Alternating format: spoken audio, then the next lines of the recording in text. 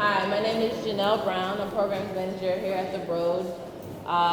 This is about the middle of our series of gallery talks in conjunction with Soul of a Nation, Art in the Age of Black Power, in which we've invited a host of voices from academics, community organizers, younger artists to speak about sort of anything that resonates with them in relation to the show and their practice and what they do from day to day. So it's my honor to welcome Dr. Boyd, who I actually spent 2 years as his assistant in grad school. So it's a very special moment for me to be able to invite him here. And I'm just gonna read his bio really quickly so I don't mess anything up.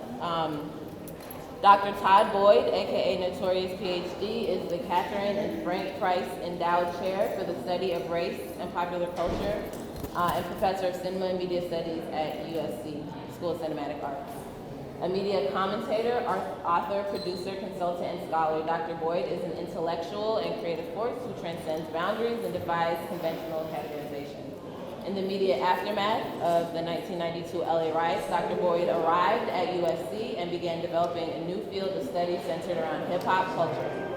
His pioneering work would make connections across film, music, television, sports, fashion, art, and politics, establishing him as a preeminent expert and distinctively authoritative voice on the role of culture in American society.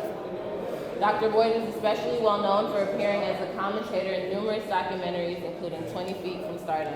And his writing has appeared in the New York Times, the LA Times, Chicago Tribune, ESPN.com, amongst many others, and he has also published a host of very informative books. So we're gonna get started, so enjoy. Thank you very much for coming.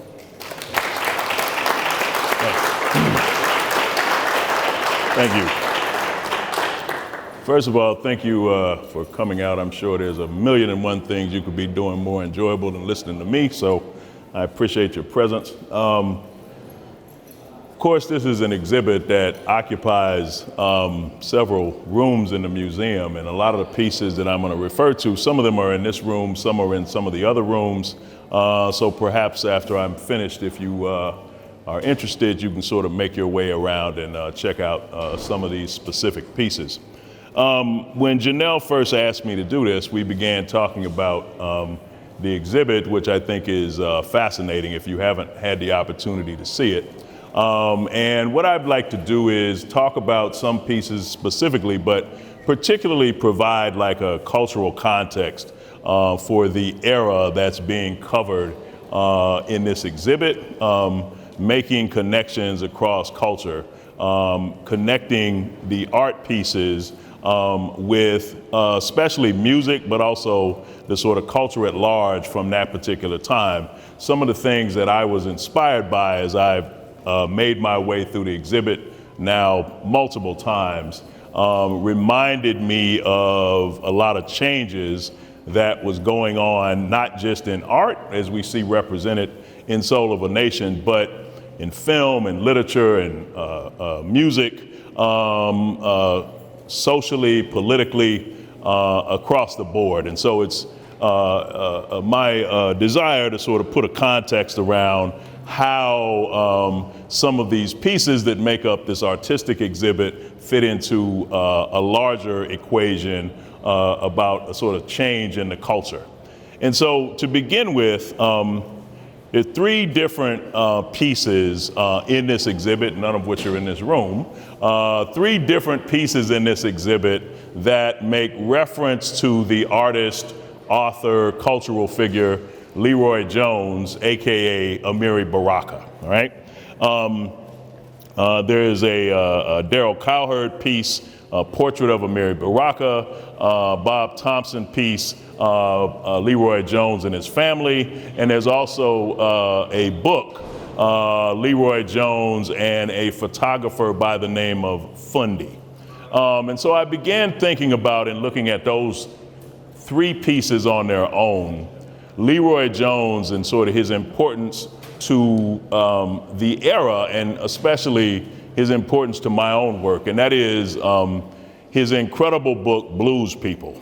Blues People was written in the early 1960s, especially sort of historical now, but Blues People as a book is really important because it is in many ways the first, if not the first, certainly one of the first books by a black author that attempts to talk about culture and particularly music from a place that's not interested in how the music fits in, say, the Western tradition or the American tradition, but instead how black music is a thing in and of itself, how it sort of operates on its own rules and creates its own sense of identity. In other words, this idea that it didn't need to be justified by the way in which it fit in with the culture, mainstream culture, but more importantly, how it fit into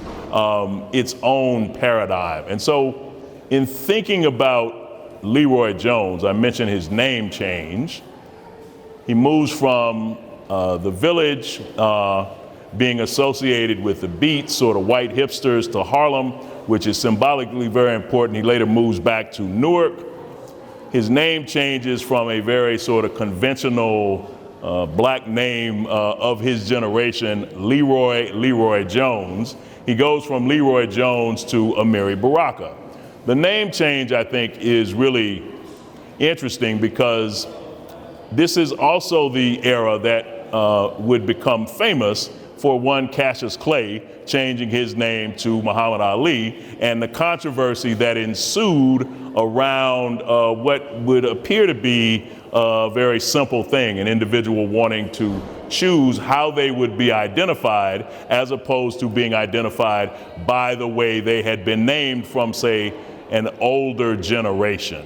Also, of course, one would talk about the person responsible for the name change of Cassius Clay, and that would be the former Malcolm Little, who becomes, of course, Malcolm X. So the symbolism in the changing of one's name, which of course I think eventually sort of leads up to hip hop culture, wherein people start using this phrase, my quote, government name. The government name as opposed to the name that they are identified with in the culture, which is one they choose themselves as opposed to, say, given to them by their parents. So in thinking about Leroy Jones and how he sort of connects all these things, you have in this era a more conservative sort of book on music. Ralph Ellison, the celebrated novelist, his book, Shadow and Act, which is, I think, quite a bit conservative compared to Leroy Jones. There's a lot of sort of back and forth between the two of them, which is real interesting. But what it does is open up this moment when culture increasingly becomes an arm of what's going on politically.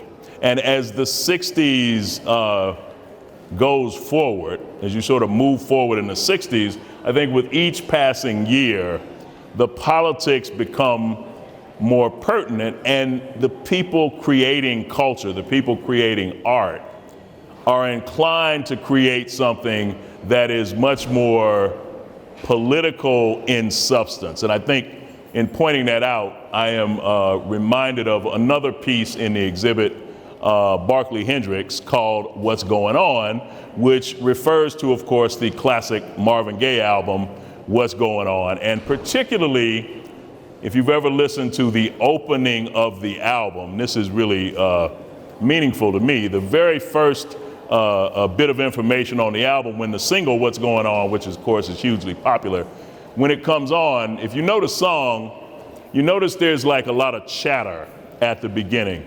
Hey, what's happening? You know, groovy part. The conversation is meaningful because the individuals who record this are members of the Detroit Lions football team. Lem Barney, Mel Farr, Charlie Sanders, all of whom were good friends with Marvin Gaye. And this is the part that's really interesting. Marvin Gaye, for a time, was seriously considering trying out for the Lions, right? This was this moment after Marvin Gaye had become popular from these duets he had done with Tammy Terrell, Tammy Terrell dies this really horrific death. Marvin goes through a period of depression. He doesn't want to record. He considers doing more jazz standards like, say, Frank Sinatra or Nat King Cole. He's going through these changes, and eventually he arrives at what's going on. A part of this, though, is Marvin seriously wanting to try out for the Lions because he's spending so much time with Lem Barney, Mel Farr, Charlie Sanders in Detroit. This, of course, never happens. I love Marvin. Marvin was kind of delusional, though, if he thought he was going to play in the NFL, but I can appreciate the story. But the Barclay Hendricks piece makes direct reference to this, both in the title and its inspiration. The reason I mentioned Marvin Gaye, of course, was on the Motown label. And when talking about this shift, the shift from, say, more popular to more political, I often like to point out to people the differences between Motown in the 60s and Motown in the 70s. Very different experience. Berry Gordy called Motown the sound of young America. This was in the 1960s. And many of the popular hits that Motown had in the 60s would be sort of co-opted by mainstream culture. And I think the best example of this is probably the 80s film, The Big Chill, in which you have these sort of people from the University of Michigan sort of reminiscing about their time in college, scored by this Motown music from the 1960s, which is very much pop music. It is the sound of young America as opposed to, say, the sound of Black America. By the 1970s, however, this period of time I'm talking about with Marvin Gaye and Berry Gordy have conflict because Berry Gordy feels as though Marvin Gaye doing what's going on in this more political music is going to be problematic in terms of sales. Berry Gordy wants to make money. Marvin Gaye wants to make a statement. They have a conflict. Marvin, it turns out, wins the argument. And very recently, within the last few months, there has been a release of music previously unreleased called You're the Man. It was the album Marvin intended to release after What's Going On. It never came out. But this moment in his career when he had come increasingly political, also, of course, Stevie Wonder turns 21. The contract that he had signed with Motown as a kid no longer is valid. He gets the opportunity to sign a new deal. Eventually they work everything out, and this is this period when Stevie Wonder goes on this incredible run in the 70s, beginning with Music of My Mind, culminating sometime around 1980 with Hotter Than July. This series of records fulfilling this first finale, Talking Book, Intervisions, his magnum opus, Songs in the Key of Life, all right? So the difference between 60s Motown and 70s Motown is the difference between pursuing this popular mainstream assimilationist music, which in and of itself I think was very important because what Berry Gordy accomplished was major. But by the 70s, that would not sustain the label. There was this need for the music to be more responsive to what was going on politically within the culture, which kind of takes us back to Leroy Jones and also another artist featured in the exhibit, Roy DeCarvera, who does a series of portraits of jazz musicians, which you can see in another one of the galleries, Ornette Coleman, of course, John Coltrane, Elvin Jones, as well as Malcolm X. So beginning in the early 60s, jazz, which if you think about it as sort of primarily instrumental music, how do you input politics into music that is overwhelmingly instrumental? If you're listening to Marvin Gaye and Marvin Gaye is singing, you know, what's going on, you can hear what it's very obvious that he's talking about politics. How do you put that in jazz music? But jazz music itself had become especially political. So I would, for instance, reference Abbey Lincoln and Max Roach. Max Roach's very famous album, the Freedom Now Suite, We Insist. The album cover is sort of recreation of a lunch counter protest from the South. If you've ever listened to the record, there's a 3-part piece called Triptych, Prayer, Protest, Peace. Abby Lincoln is phenomenal. I mean, she is literally screaming on the record at various points. But it was this early signal to the way in which jazz music had found a way to become political. I mentioned John Coltrane. John Coltrane, of course, records the song Alabama after the bombing of the church in Birmingham in honor of the 4 little girls who are killed in this terrorist attack. You have Ornette Coleman, his famous album from 1959, The Shape of Jazz to Come, as well as other musicians from this era. I would mention somebody like Roland Kirk, Blackness, Charlie Mingus, the Haitian Fight Song. You start to find various examples, Joe Henderson, Power to the People, in which jazz musicians are bringing the same sort of political bent to the way in which they perform their music. And I think the connection between jazz and the sort of art of the time is really a strong connection as well. And so as you move through this era, increasingly the music becomes especially more political. The art, as we look at it, as you sort of move through the gallery, you're spanning this period from the 60s to the 80s, the art becomes more political. Politics becomes a thing sort of in and of itself. I want to reference a few examples. One would be a sort of famous concert in 1969, the Montreux Jazz Festival. Eddie Harris, Les McCann, 2 different artists who had not performed together. They sort of put a band together on the spot. And they recorded an incredible album. The album's called Swiss Movement. But the single off of the album is called Compared to What? It's a song that I think in some ways has maybe been forgotten. Martin Scorsese uses Compared to What in his film Casino, for instance. But Compared to What is really significant because it's a direct sort of critique on Nixon, the Vietnam War, racism, etc. And the performance is sort of true example of improvisation. Because as I say, they had not performed together before, and you get this moment and this song that comes out of it, and you listen to the music, you can feel the politics merging with this sort of musical performance. It's one thing to be political. It's another thing to take something that's very consciously political and make it sound good. This is the challenge, right?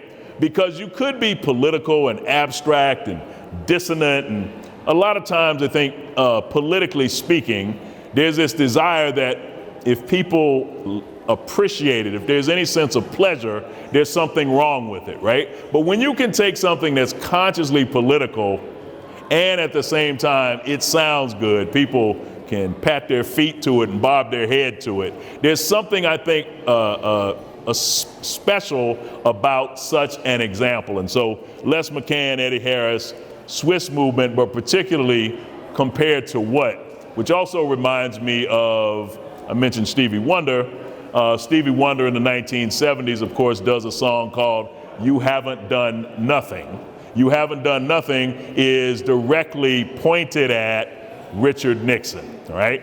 I think you could play that song now, change a few of the references, and it would have like the same impact, right?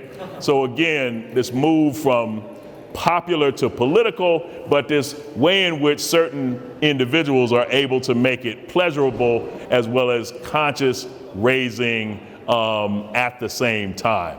Talk about a few more pieces. So I'm standing in front of a David Hammond's piece, Bag Lady in Flight, another David Hammond's piece, Nap Tapestry, as well as a painting in one of the other galleries which is titled Black First, American Second. All right. Interesting thing about this piece, David Hammond is using sort of discarded shopping bags, grease stains, and hair. All right. This idea of the sort of, material culture of life, if you will. Grease stains on paper bags, which in the abstract, some might even find such a thing embarrassing, right? Grease stains on paper bags. But what I think is interesting is the way in which these examples sort of speak again to ways in which people are expressing the culture and expressing their politics through examples of everyday life. For instance, there's a jazz musician, saxophone player by the name of Lou Donaldson. And I remember being told stories by other jazz musicians. Lou Donaldson would sometimes perform, he and his band on stage, but he would have a rib dinner. Literally, like he's eating ribs while he's on stage performing. And so he'd eat, he'd play some music, he'd eat some more, he'd play some more music. The whole point of it, though, was to take this act of eating ribs, which was considered to be especially cultural in its practice, but doing this on stage in front of an audience, right? And the point of it was, I'm not just here to entertain you, right? This is sort of part of my everyday life and practice. And so when I think about greasy shopping bags and sort of hair and these elements of sort of everyday life, if you will, it for me makes a connection. I would also reference an excellent documentary from the early 70s that sort of gives visual representation to this, and that would be the documentary Watt Stacks. All right. Watt Stacks is a documentary from, I think it was released in '73. It is a all-day concert held at the LA Coliseum. Tickets were $1. The Coliseum is full. It was set up to commemorate the anniversary, if you will, of the Watts riot. So it was 7 years after the Watts riots. And the music, the reason you get the name Watt Stacks, the music, of course, comes from the Memphis-based record label Stax Music. So the artists are from the Stax label.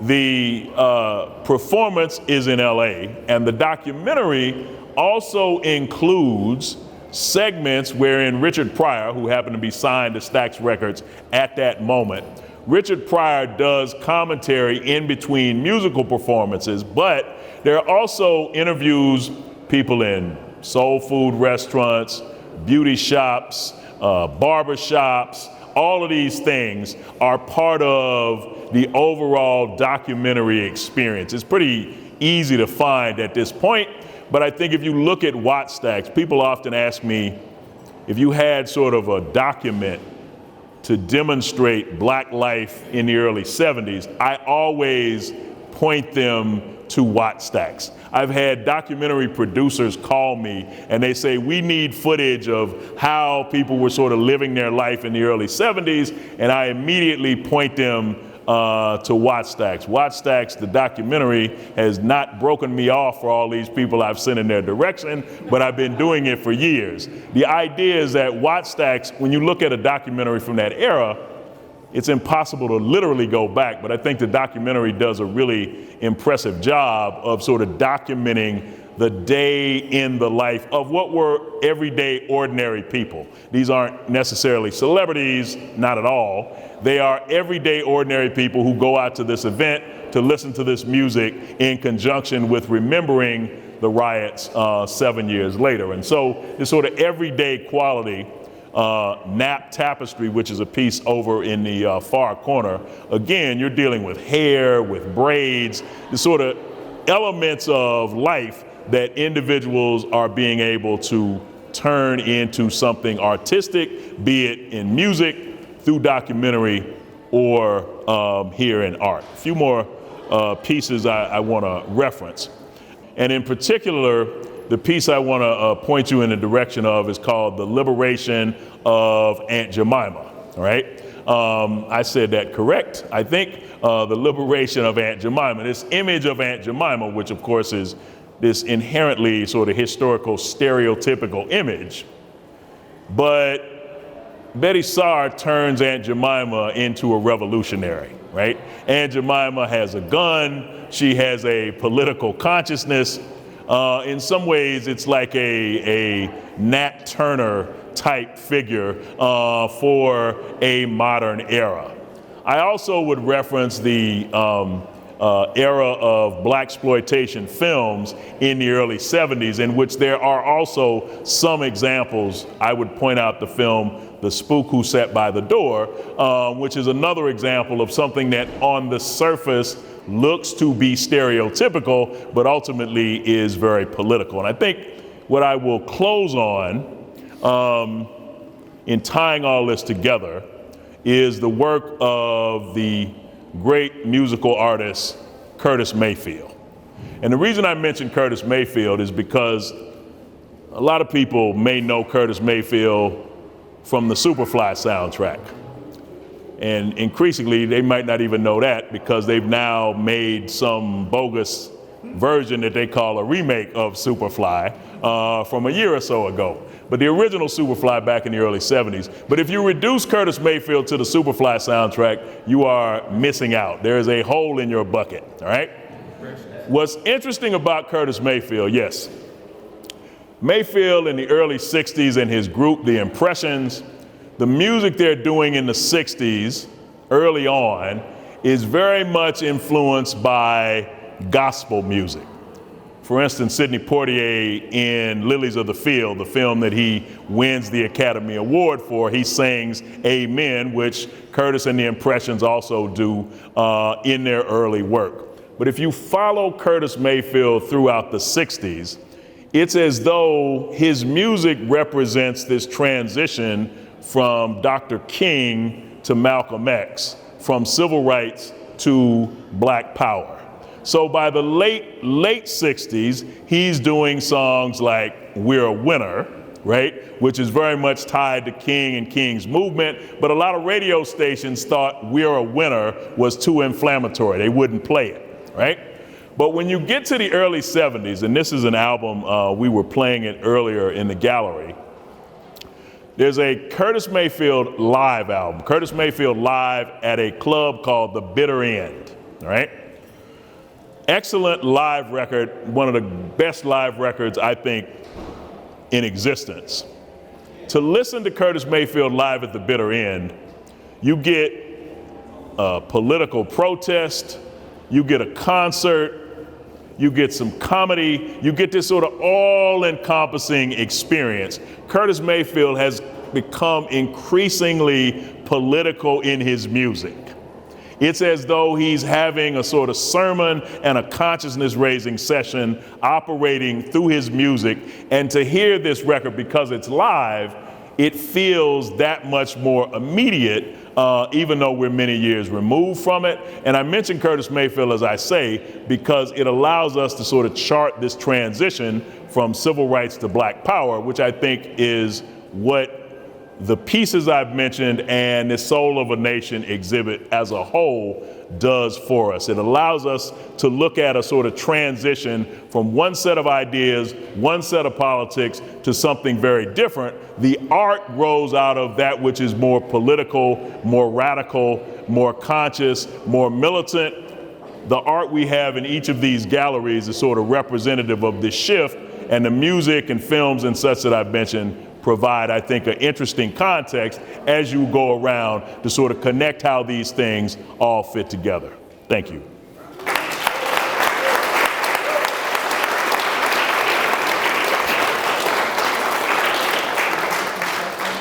Sure. Okay. Anyone have any questions for Dr. Boyd? Step out the way. I noticed that you heard a reference how things went from,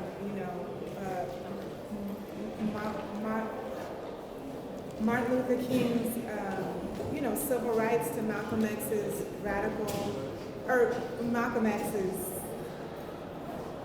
version of things. Right. When we're talking about Malcolm X, I find that there's a lot of misunderstanding about his role in everything as being seen or perceived as some sort of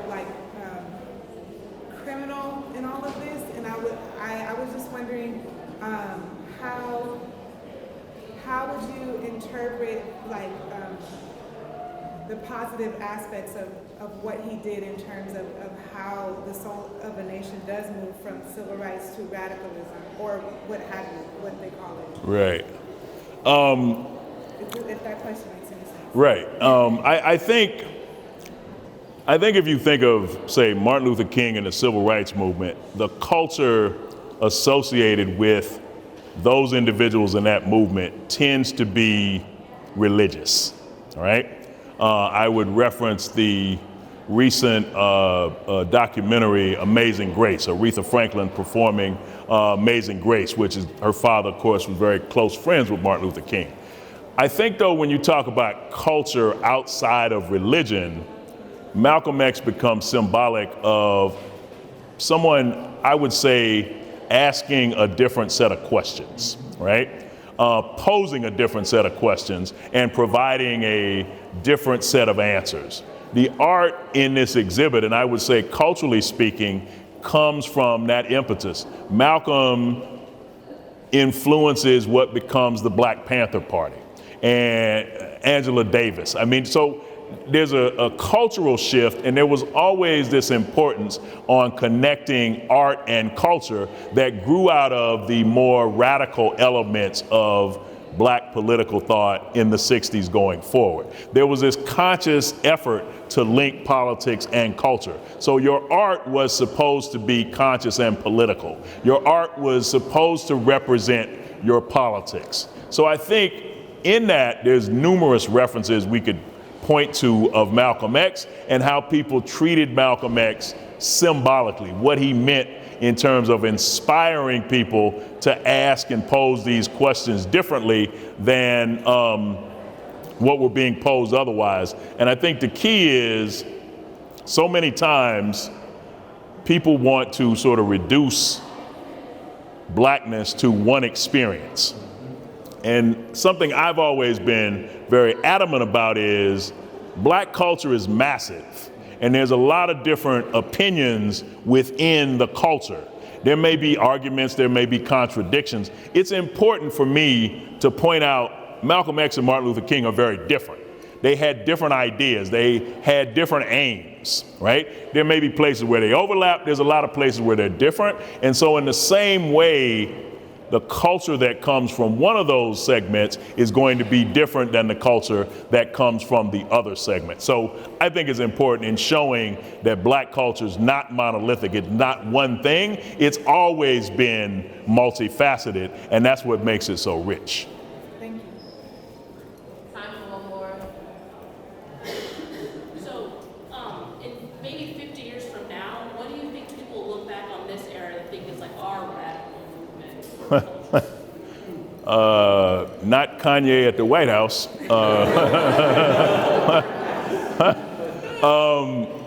I think that's a good question, because I think we have to sort of understand history in its own time.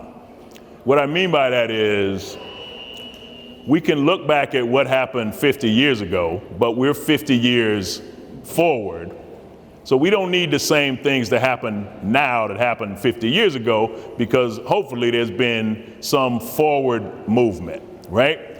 So this period of time that we're talking about in this exhibit, it's not coming back, because the impetus behind it was specific to what was happening to Black people in America at this moment, right? You're talking about the emergence of the civil rights movement. You're talking about the shift to Black power. You're talking about new generations of people doing things differently than their parents and their grandparents post-World War II. So now what do we talk about? Like, what influences us now, what things historically influence us.